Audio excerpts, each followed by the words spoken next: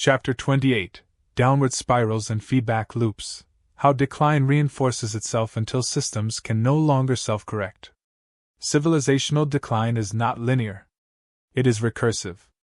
Once the underlying capability base weakens, decline expresses itself through a series of interconnected feedback loops, each reinforcing the others, each tightening the system's constraints, each eroding the possibility of internal correction. By the time a society recognizes that decline is underway, most loops are already active, because early-stage decay is quiet, gradual, and easily rationalized as temporary turbulence. Only when the spirals begin compounding, when every attempted fix accelerates the underlying failure, does the system become visibly unstable. The first and most foundational loop is the capability-complexity spiral.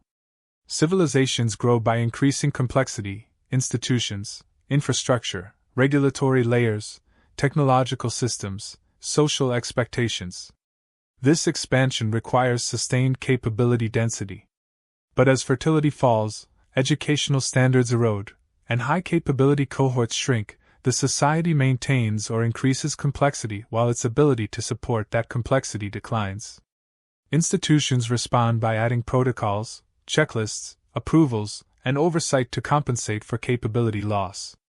These additions increase complexity further, which demands even more capability the society no longer possesses. The system becomes trapped, each compensatory mechanism deepens fragility. A second loop is the demographic, economic spiral. Declining fertility raises the median age. Older populations consume more healthcare, pensions, and welfare. To fund these obligations, governments raise taxes or issue debt. Higher taxes suppress productivity. Higher debt suppresses future growth. Younger citizens delay children due to economic stress, pushing fertility even lower. Governments rely on immigration to fill labor gaps, but immigration expands administrative complexity, intensifies political fragmentation, and strains institutional capacity. These pressures depress fertility further.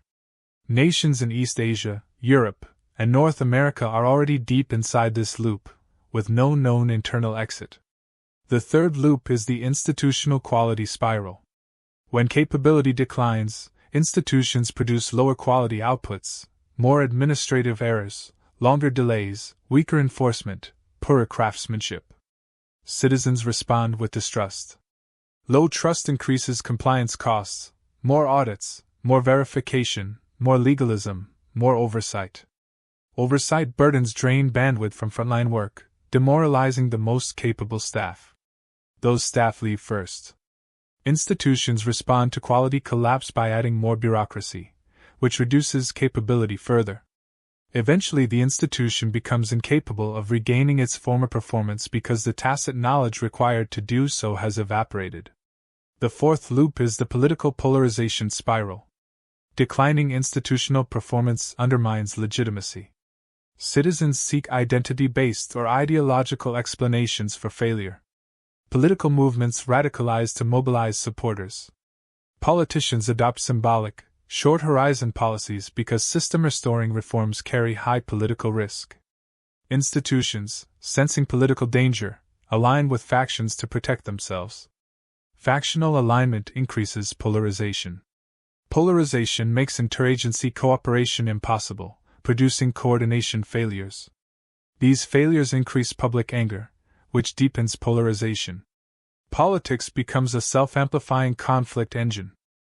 A fifth loop is the productivity, stagnation spiral. Declining capability reduces innovation. Innovation slows productivity growth. Wages stagnate.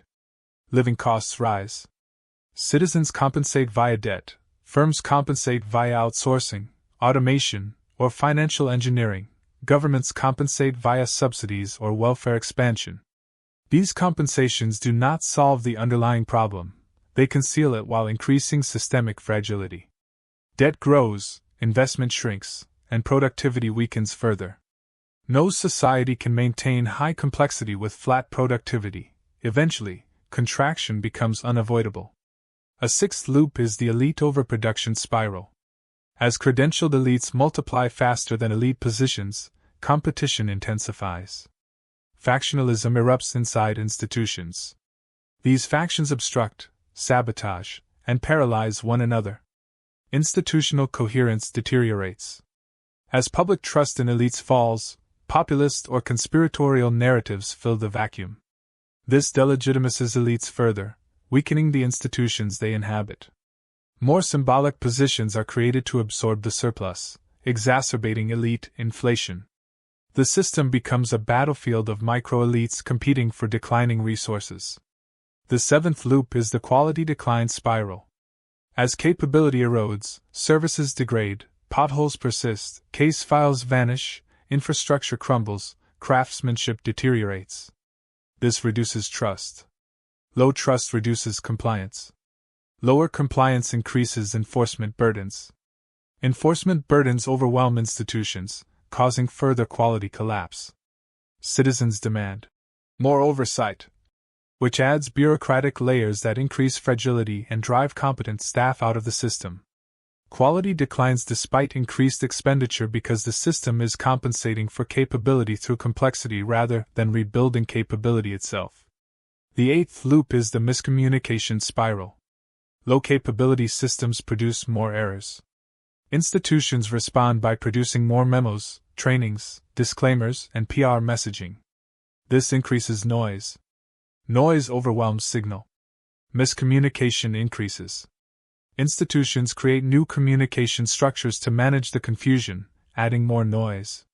Eventually, the society is saturated with words and devoid of meaning, a context in which no actor can reliably discern intent, rules, or responsibility. Communication volume increases as comprehension decreases.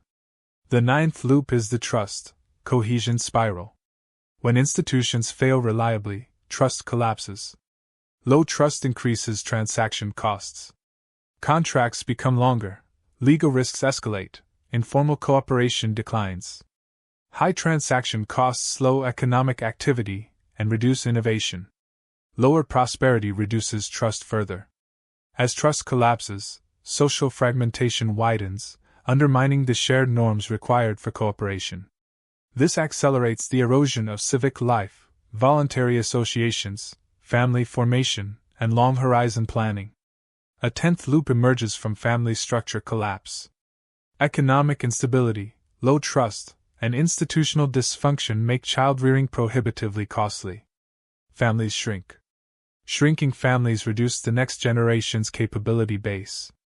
Smaller cohorts intensify the demographic economic spiral. As each birth cohort contracts, the system becomes older, slower, heavier, and less innovative. Children transition from being the core of civilizational renewal to rare and fragile economic liabilities. Fertility falls further. A civilization without replacement does not simply decline, it structurally dissolves. These loops culminate in the 11th loop, the legitimacy spiral. Legitimacy is the belief that institutions deserve authority. Once this belief erodes, citizens comply only when compelled. Governments respond with coercion, surveillance, and narrative management. Coercion erodes legitimacy further. Institutional performance declines under political pressure. Citizens respond with disengagement, evasion, or resistance.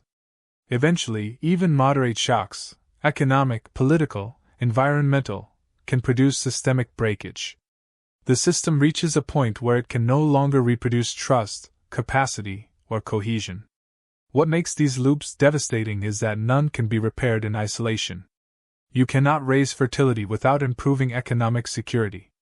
You cannot improve economic security without raising productivity. You cannot raise productivity without restoring capability. You cannot restore capability without repairing education and family structure. You cannot repair education without cultural cohesion. You cannot rebuild cohesion without trust. You cannot rebuild trust without functioning institutions. You cannot restore institutions without reversing demographic decline. Each loop depends on the others. A civilization in downward spirals becomes a closed thermodynamic system of decay. This is why internal reform fails. Not because leaders lack vision, but because decay is multi-causal, recursive, and mutually reinforcing. The system's structure resists correction.